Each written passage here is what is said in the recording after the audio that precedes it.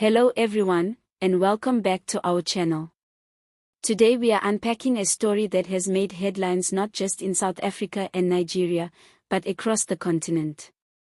Julius Malema, the leader of the economic freedom fighters, has once again stirred the pot with a bold proposal: scrap visas between South Africa and Nigeria. That's right, no more paperwork, no more embassy visits, no more waiting for that approval stamp that can sometimes feel like it's written in invisible ink. Malema once opened doors between two of Africa's largest economies, and his call has set tongues wagging. So, let's dive deep. Why did Malema say this? What does it really mean for South Africa and Nigeria, and why does it matter for the rest of the continent? Stick around, because we're going to unpack history, politics, economics, and even some uncomfortable truths about xenophobia and African unity. And before we get into it, don't forget to hit that like button, subscribe, and share your thoughts in the comments, because this one is definitely going to spark debate. Now, Malema made this declaration in Enugu, Nigeria, at the annual General Conference of the Nigerian Bar Association. Picture the scene: a hall full of lawyers, academics, politicians, and big thinkers. Malema walks in, takes the stage, and drops this line: "We actually do not need a visa between South Africa and Nigeria, we are one." Boom. The crowd erupted in applause. And that reaction says a lot. Nigerians in particular have long felt the sting of South Africa's visa system, which is often described as strict, unfriendly, and even humiliating. But this wasn't just about paperwork. Malema used the platform to address a much bigger issue: xenophobia. He called out the ugly truth that in South Africa, outbreaks of violence against foreign nationals, particularly Nigerians, Zimbabweans, Mozambicans, and Somalis, have left deep scars. He described xenophobia as a betrayal of African unity, reminding South Africans that their struggles are not caused by migrants but by systemic inequality, corruption, and a legacy of economic exclusion that dates all the way back to apartheid. And here's where it gets sensitive. Malema's words are a challenge to South Africa itself. Think about it. For years, many South Africans have blamed foreign nationals for unemployment, crime, and strained public services. We've heard the chants of foreigners are taking our jobs. But Malema flips the script: the problem is not the people crossing the borders, the problem is the economic structure and the failure of governments to create opportunities for their citizens. That's not an easy pill to swallow. To strengthen his point, Malema reminded the Nigerian audience of their country's sacrifices during South Africa's liberation struggle. Back in the 1970s and 80s, when apartheid South Africa was isolated and condemned, Nigeria stood firm.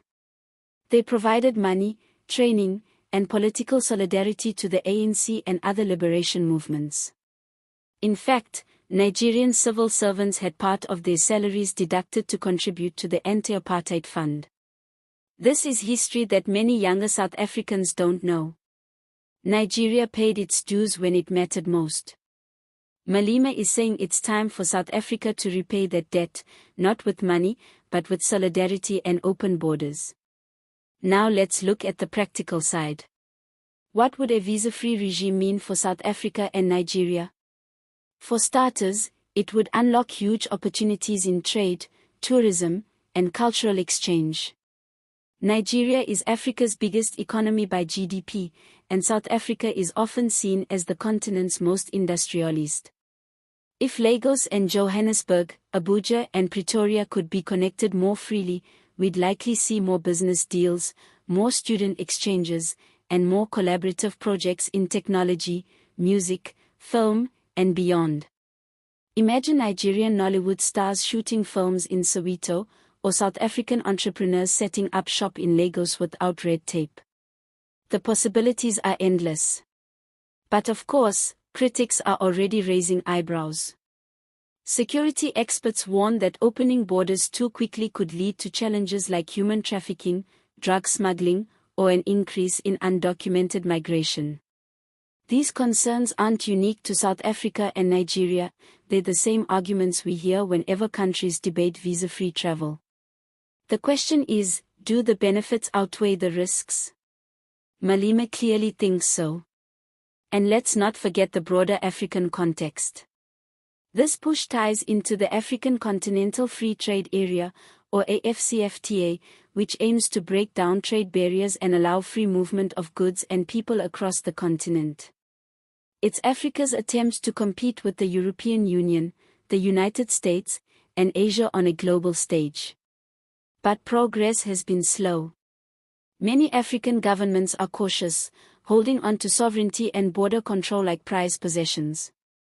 Malema's call taps directly into that debate: do we want to keep building walls between African countries, or do we want to build bridges? Now here's where things get interesting, and a bit humorous.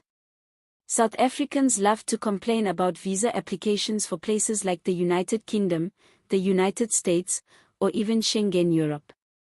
You hear people moaning, "I had to bring bank statements, letters, proof of employment, even my dog's medical records." And yet, we are quick to impose the same hurdles on fellow Africans. Malema is pointing out that contradiction. Why are we treating Nigerians like outsiders when they treated us like family during the darkest days of apartheid? But make no mistake, this is not just about visas. It's also about politics. Malema knows how to capture headlines. He knows that a bold statement in Nigeria will echo across the continent. It paints him as a Pan-African leader, someone who thinks beyond South Africa's borders. And for the EFF, which is always looking for ways to distinguish itself from the ANC and DA, this is a powerful message. Whether you agree with him or not, Malema has once again made himself the center of conversation. So, where does this leave us? On one hand, we have a vision of open borders, African solidarity, and economic cooperation that could transform the continent. On the other hand, we have very real fears about security, unemployment, and strained services at home. It's a balancing act, and let's be honest, South African politics is not exactly famous for balance. But perhaps the real takeaway is this: Malema has forced us to think bigger. He has reminded South Africans of our history, called out our contradictions, and challenged us to imagine a future where Africans see each other as partners, not enemies. Whether his call for visa-free travel between South Africa and Nigeria becomes policy remains uncertain.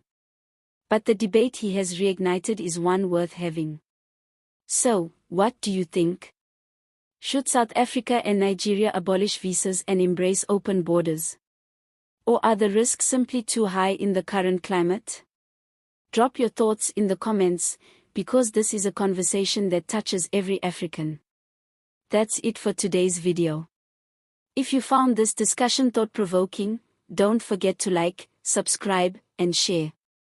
Let's keep growing this community of people who care about Africa's future. Thanks for watching, and as always, see you next time.